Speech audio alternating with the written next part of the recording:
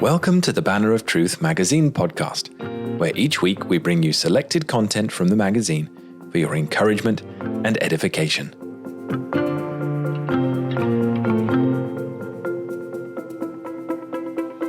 Towards the end of last year, a listener contacted us and requested that we produce some episodes introducing various Puritans. For the next 2 or 3 months, we'll aim to do just that, alternating between Puritan-themed episodes and other topics, and covering a range of figures, both well-known and relatively neglected today. For this first Meet the Puritans episode, we cover 2 men who are relatively unknown, Thomas Jolley of Wymondhouses and Oliver Heywood. As we cover them, we'll focus on the northern English counties of Lancashire and Yorkshire in particular. The first piece we'll read is from issue 49 of the magazine, July and August 1967. The piece, entitled Thomas Jolley of Wymondhouses, was written by Iain H. Murray. Thomas Jolley is representative of the large number of Puritan pastors who left no books by which posterity might be reminded of them, but who were nevertheless, in their own day, eminent in spirituality and preaching power.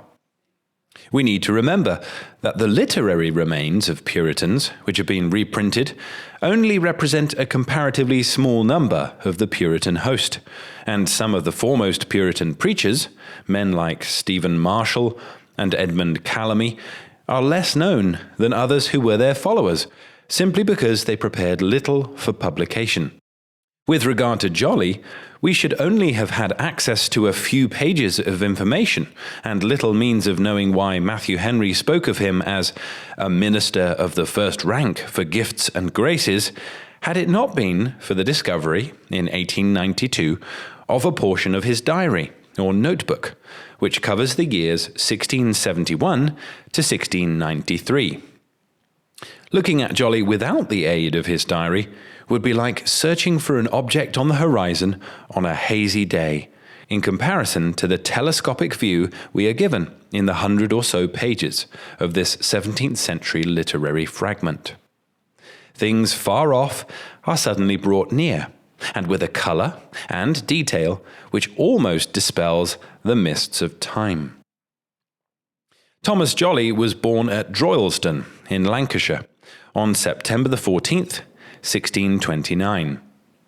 After 3 or 4 years at Trinity College, Cambridge, he was appointed minister of Altham Chapel, Lancashire, on the 10th of September, 1649, being then 21 years of age.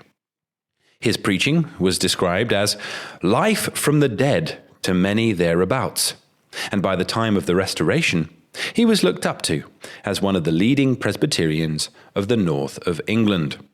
But these years of blessing at Altham were not wholly bright.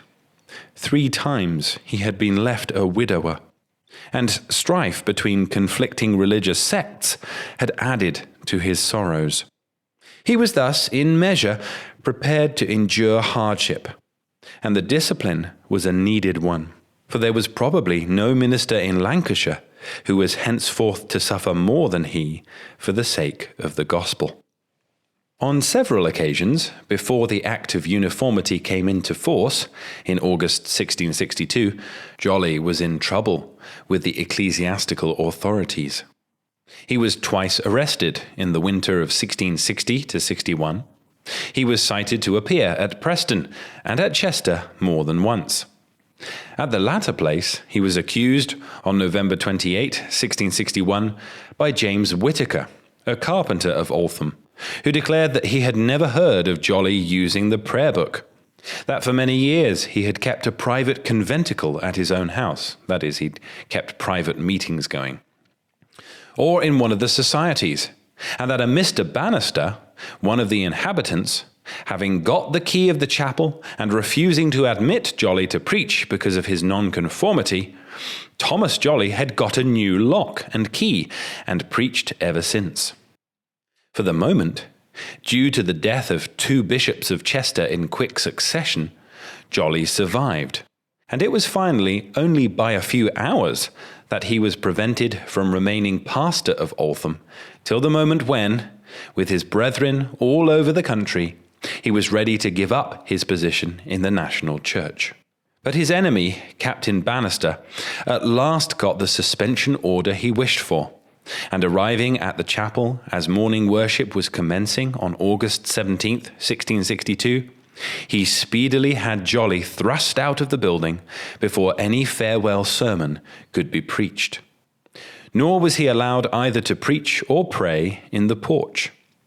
And to make sure he did not gather the people in any other place, a squadron of horse soldiers was sent to the village.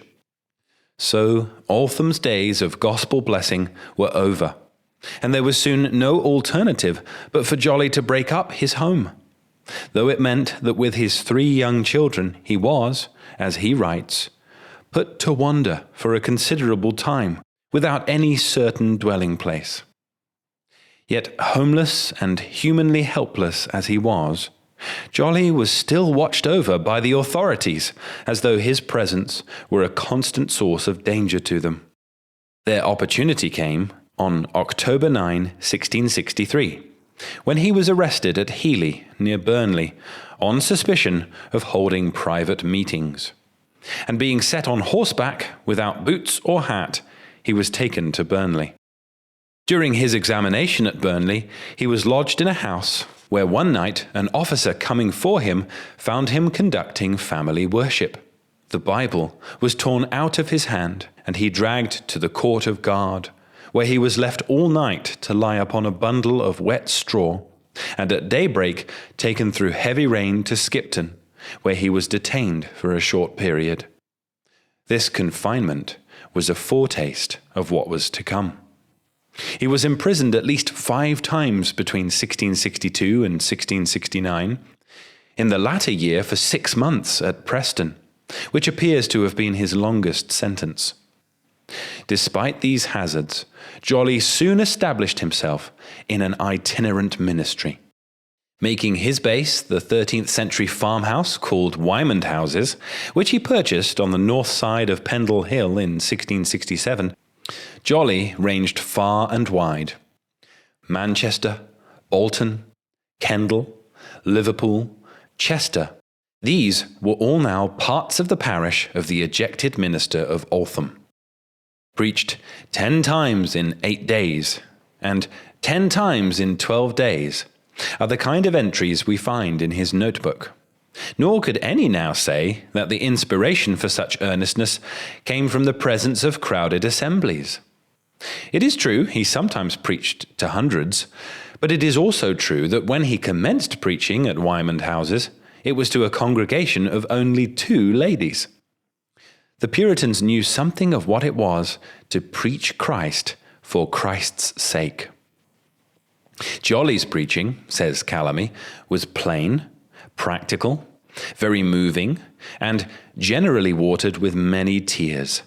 He had a happy talent both in rousing the sinner and comforting the saint. Under such preaching, the numbers at Wymondhouses gradually increased, and precautions had to be taken against attempts to surprise the meetings.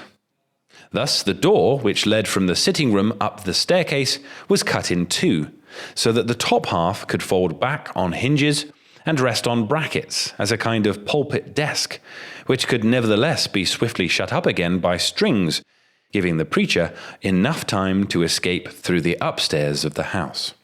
Many such devices were necessary during the persecuting period. In other areas of the north of England, it became the practice of Nonconformists to meet in the open air, in deserted places, with watchmen at vantage points to give warning of any approaching parties. At Rivington, in Lancashire, Christians met in a kind of amphitheatre in the side of Winter Hill, with seats cut in the hillside and a stone for a pulpit. At Rawdon Low Hall, in the West Riding of Yorkshire, services were held in a cave under the Buckstone Rock, with sentries posted on the heights above. It was through his preaching in another such cave that John Davis, ejected from Bywell St. Peter, Northumberland, was said to have died through the severe cold he contracted. Jolley's imprisonment in 1669 proved to be his last, and though for the next 20 years he continued travelling, preaching, and evangelizing, he was still alive at the Revolution of 1688 to thank God for thus preserving him through so many dangers. It is these years which are covered by the notebook, from which we take the following extracts. Preaching at Slade on June 14, 1674, he tells us, "I felt a more than ordinary presence of God." We read the 6th of Daniel. When I was preaching upon Hosea 5:15 and chapter 6, 1-3, and showing how the Lord smites and tears, heals and binds up a people, how there are grounds of our turning to God and calling upon others to turn, Captain Noel, with his man, came into the meeting place, commanded me to come down, swearing most blasphemously, calling me most shamefully, and threatening to pistol me, holding up his pistol at me, if I came not down presently. After 2 days' detention, Jolly was released under bond until the next assizes, or periodic court, when he was warned to desist from preaching, and, his accusers failing to procure either his banishment or imprisonment, he was fined £20. Jolly, nothing daunted, simply reported to the brethren at Wymondhouses, and went off on another of his circuits. I came to the brethren, met at my house, and so took a journey into the northern parts, wherein I had much experience of God's good presence with me and providence about me. The consciousness of the Lord's providential care was a very real thing to men like the pastor of Wymondhouses. They believed they were immortal till their work was done, and that they had no cause why they should be afraid of a man that shall die, and of the Son of Man, which shall be made as grass. Isaiah 51:12. I found a peculiar presence of God with me in all my Yorkshire journey, wrote Jolly on another occasion. And in every opportunity, yea, in York itself, in the very time of the assizes. The years 1683-4 were dark ones for Jolly, as they were to all the persecuted nonconformists. His youngest son, Timothy, was under close imprisonment at York Castle in 1683 for preaching. So was his friend Charles Sagar at Lancaster for the same offence. His old counsellor, John Owen, was dead, and he had never had such bad news from the capital as he had now. I had notice by a friend that the gospel had then almost quite left London, and yet scarce any tears at all shed for it. With the persecution thus reaching its height, the church at Wymondhouses had to leave off daytime meetings and commence to gather only under the cover of darkness, frequently in remote cottages or uninhabited places. "Oh, blessed night," Jolly recorded after one such meeting. And again, "The Lord refused not night-comers, his night-meters." The danger of meeting at Wymondhouses was before long confirmed to them. Returning to his home at the foot of Pendle Hill about 2 o'clock one morning after a conventicle, Jolly found the farmhouse had been visited, and a mare of mine so wounded by some hand that she had almost bled to death and was lamed thereby. These night meetings were attended with many practical difficulties. The time, the place, the need of going on foot because of the darkness, and the return home exhausted through the length of the way. Sometimes, but seldom, an opportunity for prayer in the daytime, he notes in his diary, and sometimes a more full resort to hear the word. But more ordinary, my people are even worn out, some of them creeping to the meeting on crutches.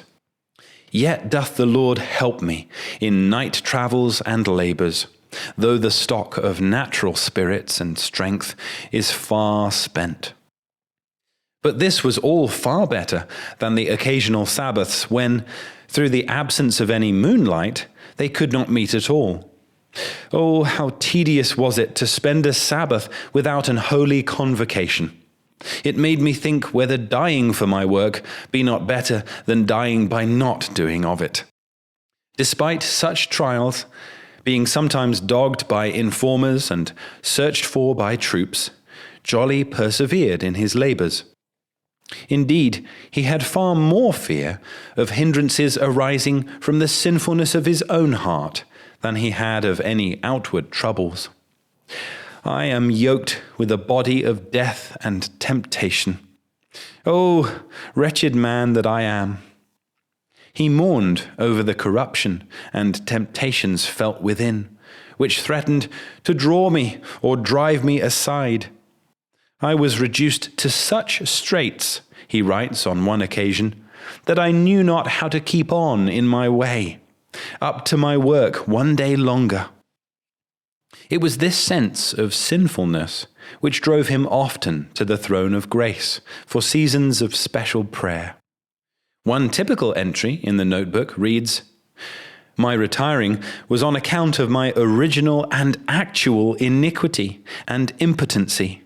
How easily captivated, how quickly defiled with any temptation.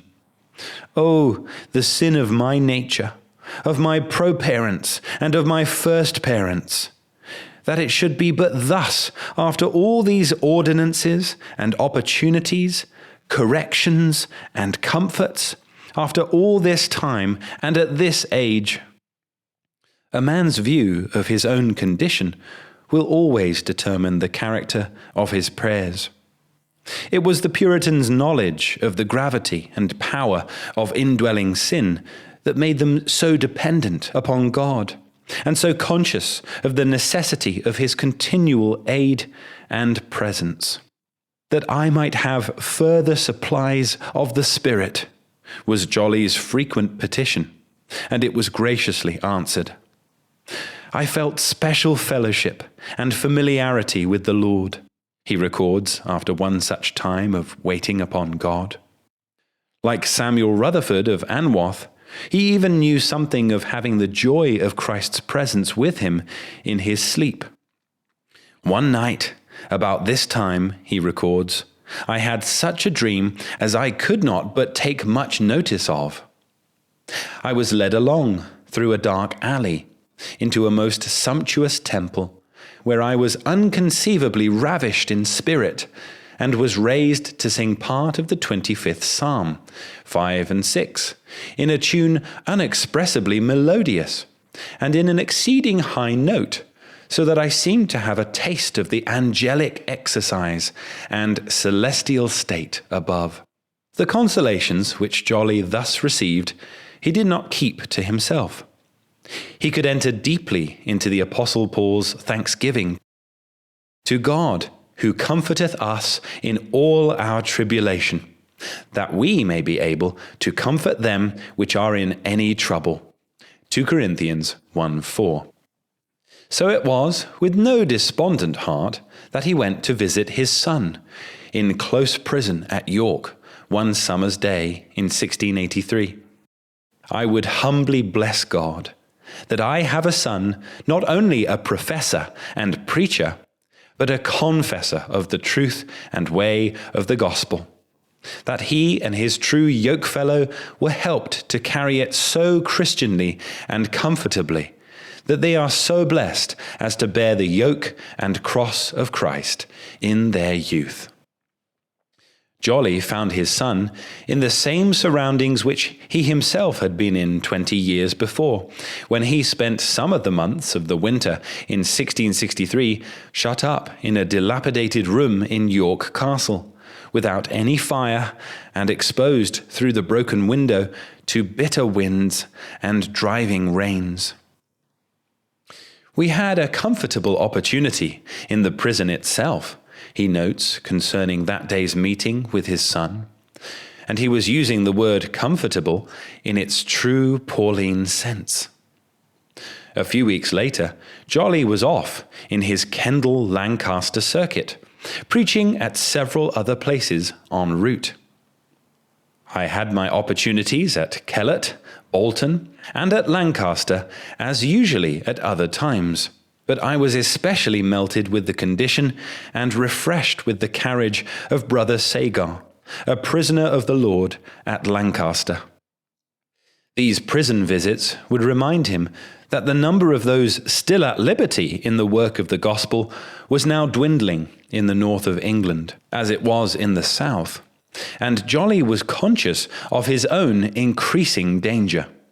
The prosecution of me being the probable issue of my present troubles, and the penalty thereof being abjuration or death, it put me to again go over that old lesson of Christ's cross.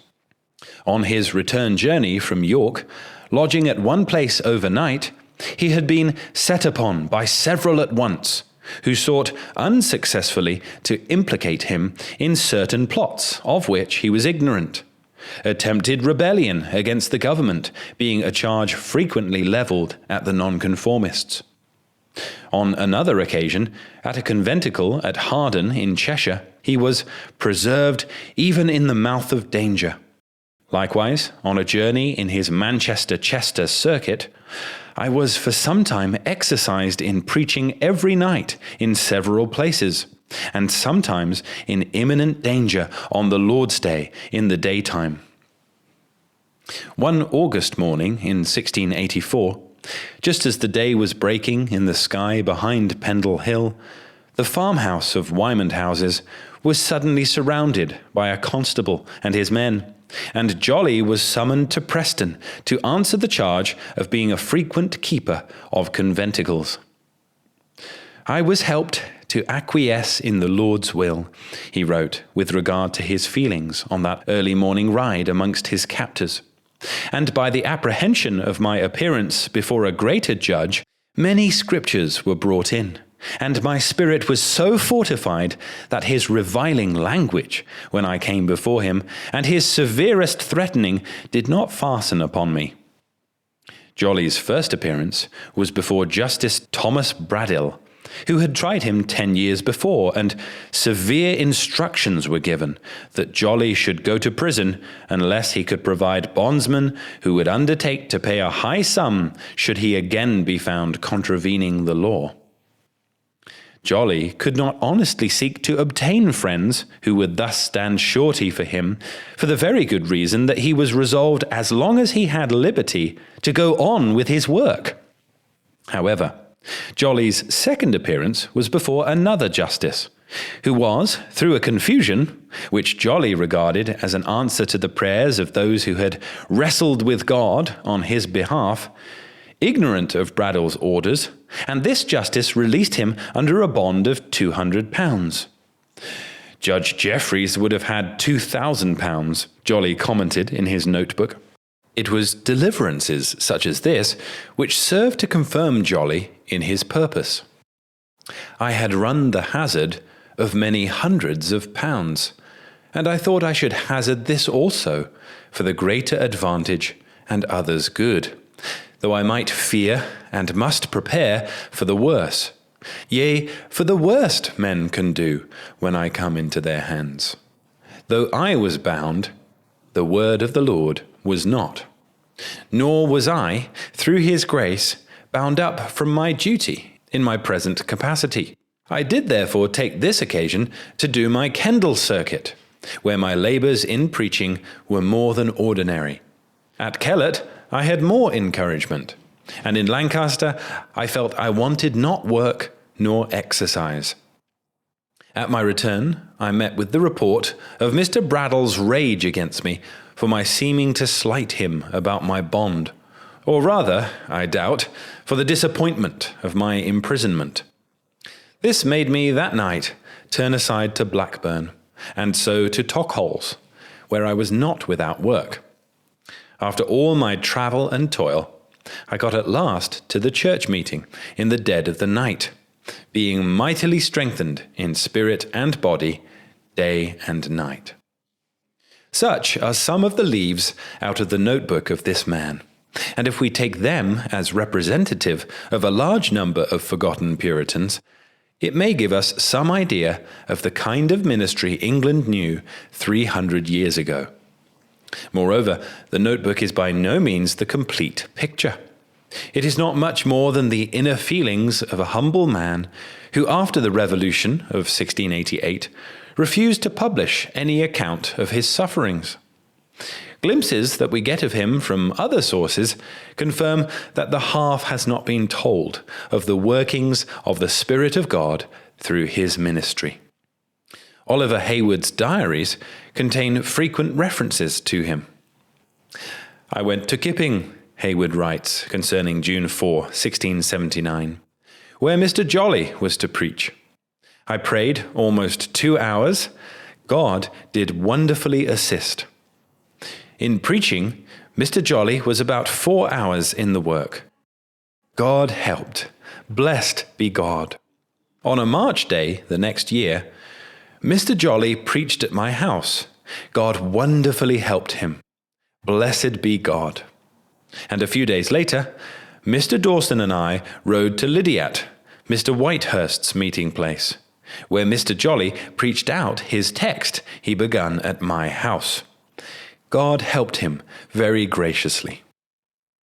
Heywood and Jolly were frequently in touch during the dark days of persecution, being men of one heart. And in one letter, Heywood refers to their friendship, which first commenced at Cambridge, where you were pleased to take notice of and take into your society such a simple, raw lad as O.H., that is, himself. I oft reflect, with comfort and gratitude, on the sweet opportunities we had in your garret chamber, and the heart-meltings under Mr. Hammond's ministry. There was good cause for their friendship to deepen over the years. Jolley's son Timothy, the prisoner at York, once saved one of Heywood's sons from drowning, and in turn, Heywood was used in a sermon he preached at Kendal on 2 Timothy 3:7 to be the means of Timothy Jolley's conversion. Heywood and Jolly both outlived the persecution. When the 18th century dawned, they were old men, no longer able to range across the hills and dales of Lancashire and Yorkshire. Yet, although they could no longer journey along the route which they had once covered so swiftly, between Heywood's home at Coley and the farmhouse beneath Pendle Hill, the fragrant memory of those days was dear to the two evangelists in the evening of life. "I often reflect," wrote Heywood to his Lancashire friend, who was now suffering from a painful disease, "on the sweet days we have had together in God's immediate presence. I despair of ever seeing you on earth, but hope ere long to meet you in heaven, in the general assembly above. Next to meeting our dear Lord, this cheers me, that we shall meet with our godly friends with better hearts, in a better place and posture. In the meantime, there is a communion of saints, if not local, yet real. We meet at the throne of grace, conversing with our God, and thereby sending to each other by the road of heaven. Yet these paper messages are not insignificant." The last words of a letter from Heywood to Jolly on June 12, 1700, well sum up the spirit in which the two men had long lived. "Dear brother, we have not many steps to our Father's house, where our souls shall unanimously sing the song of Moses and the Lamb, with our godly friends and brethren now at rest, where he longs to be, who is your endeared, anciently obliged brother, Ol Heywood." Thomas Jolly died in peace at Wymondhouses on March 14, 1703, in the 53rd year of his ministry, and commending, says Palmer, what he called primitive Christianity or Puritanism to the very last. Today, the 13th century farmhouse still stands high up on the hillsides in the Ribble Valley. The chapel, built alongside the farmhouse after the Revolution in 1688, has long since been pulled down, but a text carved in a stone and evidently once part of the building reminds any who climb to this peaceful spot that Christ also loved the church and gave himself for it. Such was the message which lay at the heart of English Puritanism.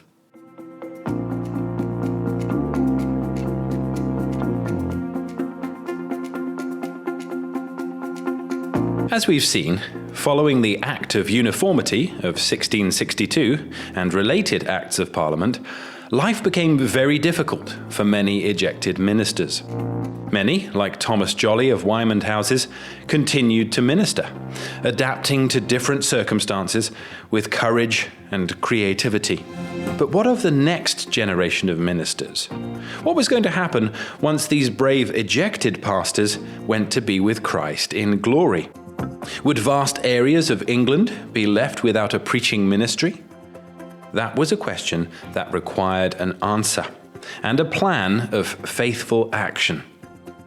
To this topic we now turn as we read an article by Roy Middleton entitled "The First Nonconformist Ordinations in Yorkshire," which appeared in issue 146 of the magazine, November 1975.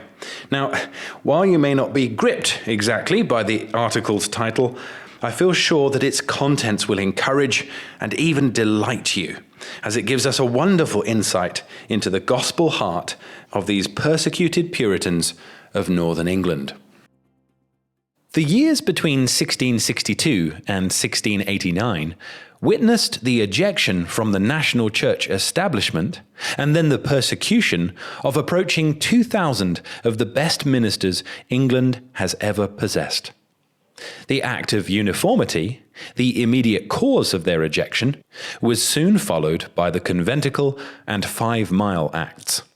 The former prevented their gathering for Christian fellowship, whilst the latter was designed to banish them from the scene of their ministerial labours to the thinly populated areas, where it was hoped the subsistence they had would cease, in consequence of their separation from those who derived spiritual benefit from their ministry. How truly affecting it is to see these poor persecuted ministers in such troubled and uncertain days, with fines and sufferings on every hand, and yet devoting their most promising sons to the sacred service in which they had suffered so much themselves, and which promised so very little comfort to their successors. The ejection fathers had resolved their work must go on, and they were ready to bear the full proportion of responsibilities incurred by this decision. In many cases, they expended considerable sums of money to provide for their sons an appropriate education, that they might be fitted for the self-denying service of their humble sanctuaries.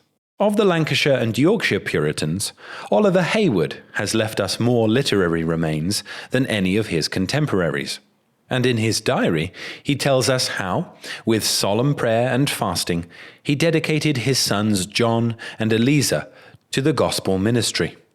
What is true of Heywood must surely have been true of the other northern ministers, who have left behind them no such records.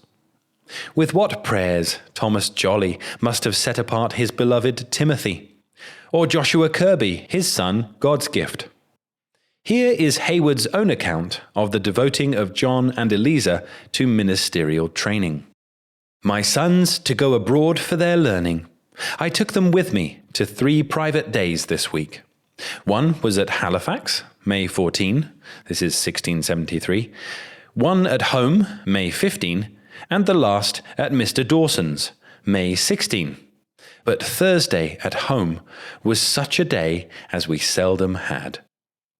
I purposely appointed it to seek God on their behalf, and God wonderfully helped all his servants to plead for them.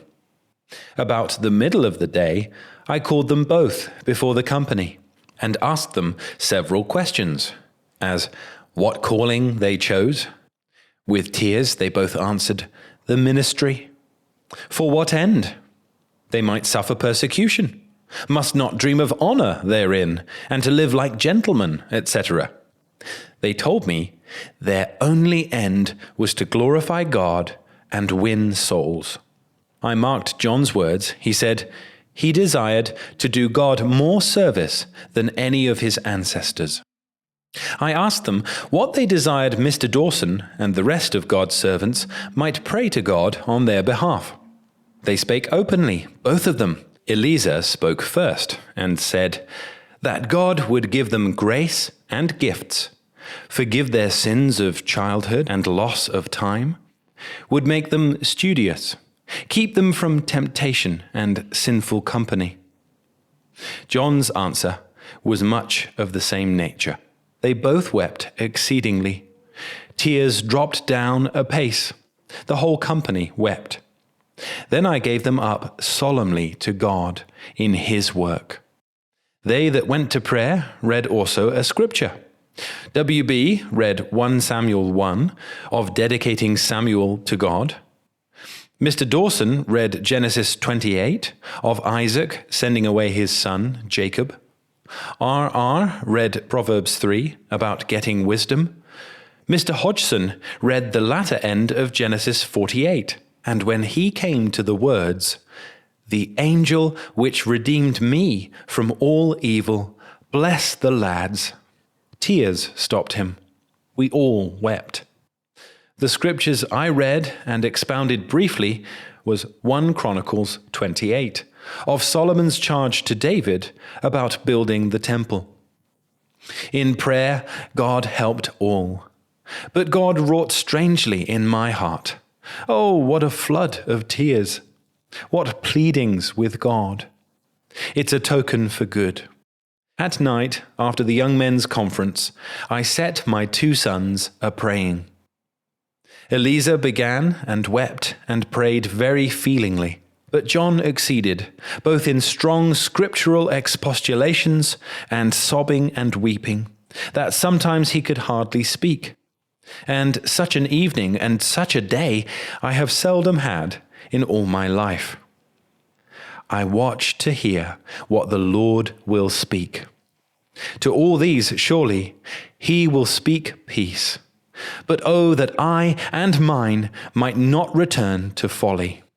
With such prayers and tears, our nonconformist fathers set apart their own sons, that the north of England might continue to enjoy gospel privileges. Joseph Hunter, in his Life of Oliver Heywood, after noting that the northern ministers had established an academy for the education of their youth who were destined for the ministry, makes the following observation. The nonconformists in the north of England were fortunate in having amongst them a person who was excellently well qualified to discharge the duties of that difficult and responsible office, the tutor and director of one of these academies. That man, well qualified and suitable, was Richard Frankland. It was to Frankland's academy that Oliver and Nathaniel Heywood, Thomas Jollie and Joshua Kirby sent their sons, and it was upon Frankland that the responsibility fell of training successors to the ejected ministers of the north of England. Richard Frankland was educated at Christ's College, Cambridge, and, having gained a high reputation for his scholarship, he was, during the Commonwealth, appointed vice president and tutor of the college founded by Cromwell at Durham, which was intended by the Lord Protector to supply the place of a university for the northern counties. At the Restoration, when the attempt to form a third university was terminated, Frankland lost his appointment, and on the passing of the Black Bartholomew Act, and in context this is the Act of Uniformity of 1662, he was ejected from his living of St Andrews at Auckland in Durham.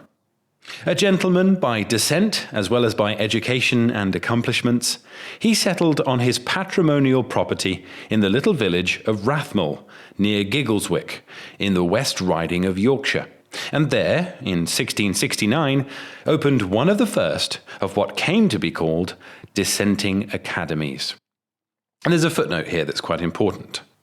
While the tutors were men of the stature of John Flavel, Philip Henry, Thomas Doolittle, Theophilus Gale, and Richard Frankland, these academies proved to be a real blessing to the church. Their later history, however, when they became institutions with a staff of tutors, makes depressing reading.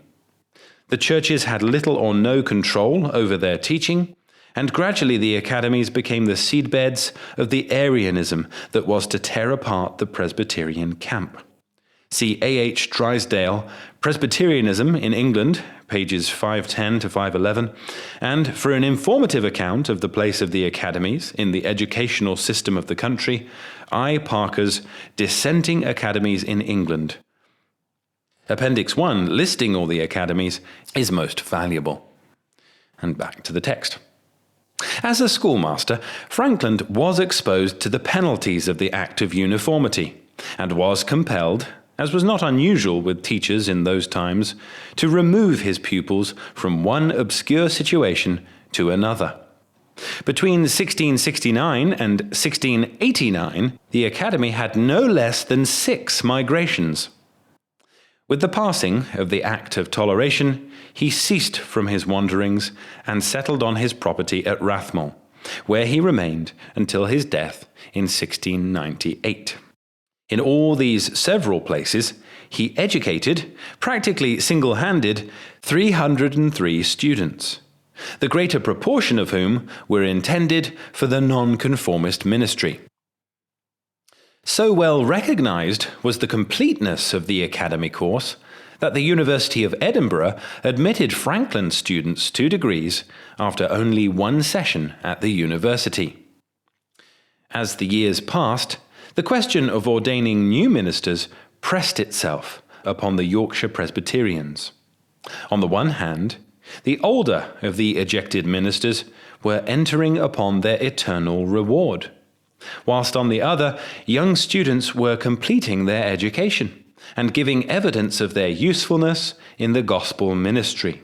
Joseph Hunter begins his entry of Heywood's life for the year 1678 with this sentence: "This year was spent in the same manner as last, but it is memorable as being the year in which the Presbyterian ministers in the West Riding of Yorkshire first resumed the practice of ordination." Heywood's own explanation of the event is prefaced to his large and most instructive account of that first nonconformist ordination service in Yorkshire. He writes, "Ancient ministers, according to the course of nature, dropping off and dying, and some young scholars being trained up in learning and giving good proofs of their public usefulness in future times for the service of the church, we thought it our duty, according to our principles, to set some young men apart by examining them according to the rules in the Westminster Assembly's Directory, fasting and prayer and imposition of hands, that there may be a provision made for a succession in after times in the ministerial work. And God hath much assisted us in this work, and given us great encouragement that he hath owned our honest endeavours therein."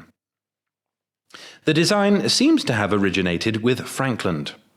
On the 17th of May, 1678, he and his wife and son came to visit Oliver Heywood at Northaram, where he opened up the whole business. The person whom Frankland had more particularly in view was John Isset, one of the earliest of his pupils, who, having completed his education, was then assisting Frankland both in preaching and teaching. He lived at that time with the tutor, and is described by Heywood as an able and serious young man. Both Frankland and Heywood, in accord with both the Scriptures and the Westminster Assembly's Directory, had distinct views about ordination. They held that the young men who had been prepared to take the places of the deceased ministers, and who were as yet unordained, could not fulfill all the functions of a minister, especially the administration of the sacraments, until they were. Frankland's views at that time were no doubt identical to those he expressed in a letter written in 1694. "I am troubled to hear that the persons you mention do, upon such weak grounds, so far as I understand them, put off their ordination, especially when grave ministers would not only argue them into their duty, but would likewise contribute their help to them. If they should persist in their present course of preaching without being ordained, it would give great offense, and also open the mouths of the enemies of the truth, whom we have sometimes more sharply reproved for their acting as ministers without a due ministerial call. Besides, as you hint, they might first in general be ordained ministers, and then they might with better right order and direct their people. They cannot expect to have the divisions that are amongst the people removed till Christ's discipline take place amongst them. Heywood heartily consented to Franklin's suggestion and promised to engage another ministerial colleague, Joseph Dawson, to assist them. Franklin also undertaking to procure the assistance of Anthony Slay, an ejected minister from Northumberland. The date fixed upon was July 8th at the home of a Nonconformist farmer, Richard Mitchell of Martin Scar, about 5 miles from Skipton. The farmhouse is still standing today.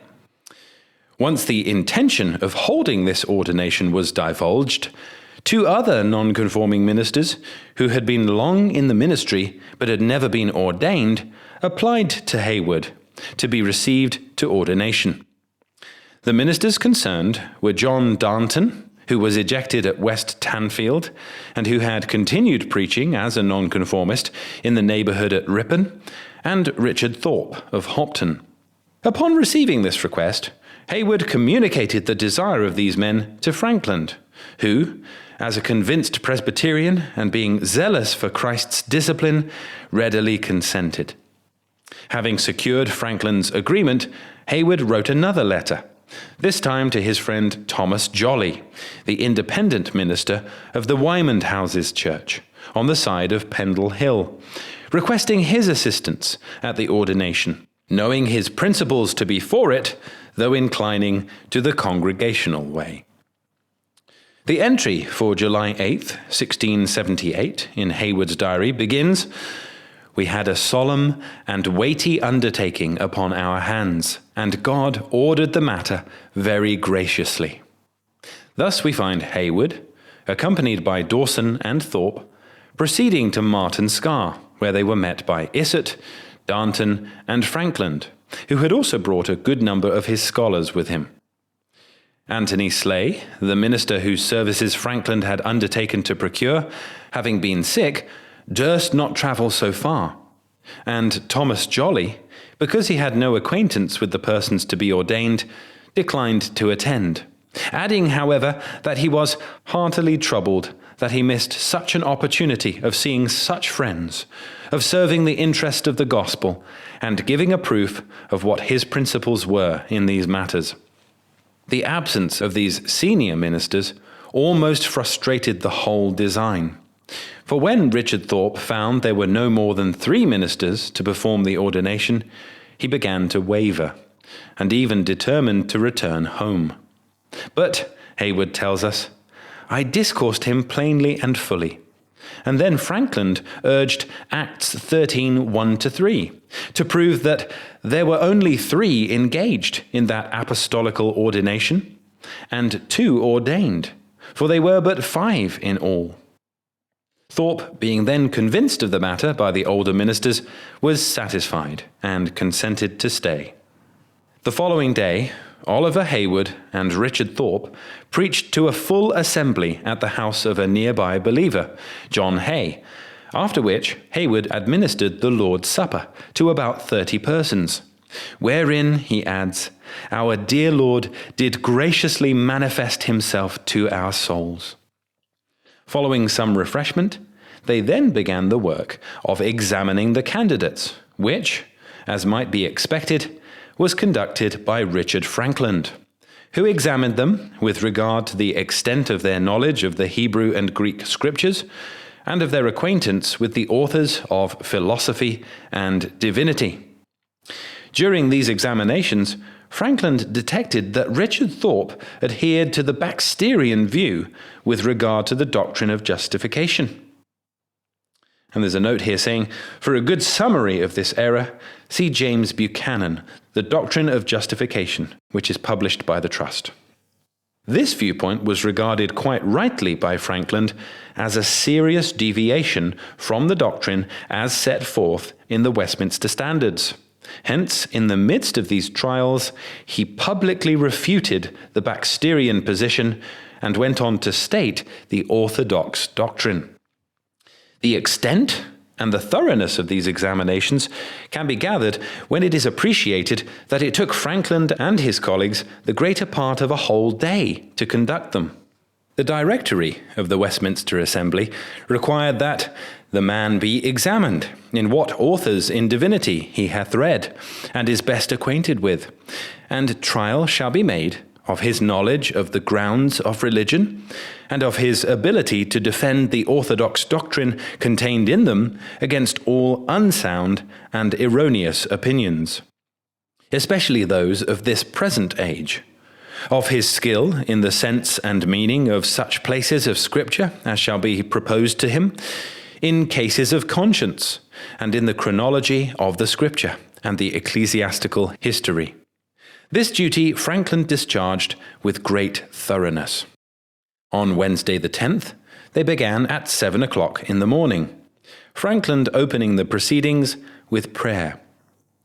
After the examination of their certificates, each candidate in turn had to deliver in Latin the thesis previously assigned to him, and then maintain his position in a dispute. Richard Thorpe positioned on the thesis Dature divina proventia, and was afterwards opposed in a short dispute syllogistically by Joseph Dawson and Oliver Heywood, the latter describing the thesis as a learned discourse in Latin. Then John Isset spoke on the thesis Quod ordinatio per manuum impositionem per seniores, vulgo vocatos laicos, non est valida. It was, Heywood tells us, an excellent discourse, very large and cogent, yet we made our objections. John Darnton, whose thesis was Non datur omnibus gratia sufficiens ad conversionem, begged leave to deliver himself in English, which was permitted for the benefit of such as were present, and did pretty well, though some of us, says Heywood, were not so fully satisfied in his abilities. Yet, having testimonials of his pious conversation, by which of course is meant his godly lifestyle, Mr. Frankland having known him formerly in Northumberland, and he producing testimonials of approbation granted in 1658 by the commissioners for the trial of ministers in those parts, and confessing his fault and defect in having preached 20 years without ordination, and further assuring us that he had never baptized a child and had been always seeking ordination, Heywood concludes, upon these encouraging grounds we entertained him. In Heywood's diary record of these trials for ordination, there is a sentence which is characteristic of this warm-hearted Puritan. Blessed be God, they all did well. After the presentation of the thesis, in order to complete their trials, Richard Frankland inquired of them all individually concerning the following: their persuasion of the truth of the Reformed religion, their ends in entering the gospel ministry, their diligence in prayer and reading, their zeal and faithfulness in maintaining the truth, their care of their families and flocks, their willingness to submit to the admonitions of their brethren, and, finally, of their resolution to continue in their duties against all trouble and persecution. For details of the actual act of ordination, we turn again to Heywood's account. Then we proceed to the imposition of hands. Mr. Frankland begun with Mr. Isset, who kneeled down before us, and when Mr. Frankland came to the words, whom we set apart or appoint, he having laid on hands, we did the like, and kept them on till the close. Then I prayed over Mr. Darnton, Mr. Dawson over Mr. Thorpe in like manner. Then we gave them the right hand of fellowship, owning them as our brethren in Christ's work. And then we all sat down. Heywood then preached on the text, "Pray ye therefore the Lord of the harvest, that he will send forth labourers into his harvest." Matthew 9:38, insisting most upon the word labourers. God helping me, he says, graciously to open the laboriousness of the ministerial calling, and press it home upon them in particular. Then, he concludes, I went to prayer, wherein God did wonderfully draw out my heart with exceeding meltings for those brethren, for Mr. Frankland and his scholars, for the church. God helped them all to join and gave some remarkable evidences of his presence. We then sang part of Psalm 132. The following day, the little assembly met once more to bid their loving and solemn farewells to each other, and thus to return to their respective spheres of labour. Thus drew to a conclusion the first of a whole series of ordinations, in which Frankland, Heywood, Jolly, and Dawson took part. Their object was to ensure a continuation in the north of England in those troublesome days of a faithful and well-equipped gospel ministry, and to uphold, even in times of persecution and affliction, the necessary biblical principles respecting entry into the ministerial office. We can do no better than close our account with Heywood's words. Blessed be God for this fruitful blossoming of Aaron's rod, and the strong branches and sweet flowers issuing thence, that are likely to prove pillars and ornaments in the house of God. What a lovely sight it was to see so many hopeful plants, and so willingly offering themselves in this despised way, in such an opposing day as this is. Oh, that the blessing of Elijah might be upon Elisha. There is hope. The vacant rooms of God's deceased servants may be filled up. Lord, take thou the glory, and let the church have profit of these successors' labours. As we close out this episode, it's worth saying that the north of England, as indeed England as a whole, continues to have great and grave spiritual needs. If you are listening in from the north of England, or have a heart to be involved in ministry in the north of England, I would encourage you to think about joining the Banner of Truth staff at the Borders Conference, held each November to serve those in the north of England and the south of Scotland, with a conference lasting a day and a half. This year, 2025, the conference will be on the 7th and the 8th of November.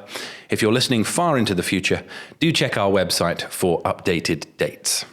Those interested in the area should also note that we published 2 books which have a connection particularly with the county of Yorkshire, namely William Grimshaw of Haworth by Faith Cook, about the 18th century minister who knew Wesley and Whitfield, and Douglas Higgins, Autobiography of a Yorkshire Christian, a short work of Christian testimony from the 20th century.